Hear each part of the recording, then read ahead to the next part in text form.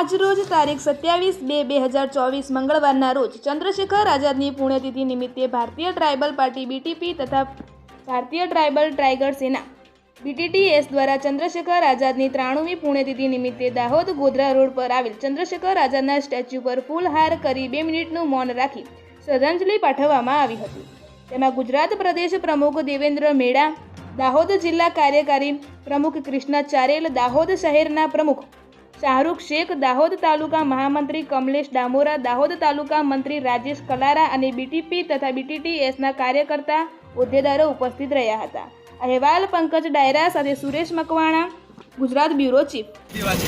આજનો તારીખ 27/2/2024 દાહોદ જિલ્લા બીટીટીએસ દ્વારા ચંદ્રશેખર આઝાદની 93મી પુણ્યતિથિ નિમિત્તે દાહોદ ચંદ્રશેખર આઝાદ સ્ટેચ્યુ પર દાહોદ જિલ્લાના બીટીટીએસના કાર્યકર્તા હોદ્દેદારો મળીને તેમની પુણ્યતિથિ સ્ટેચ્યુ પર ફૂલહાર કરી અને શ્રદ્ધાંજલિ પાઠવવામાં આવી અને બધા કાર્યકર્તાઓ દ્વારા 2 મિનિટનું મૌન પાળવામાં આવ્યું। તેમાં ગુજરાત પ્રદેશ પ્રમુખ દેવેન્દ્રભાઈ મેડા પણ હાજર રહ્યા।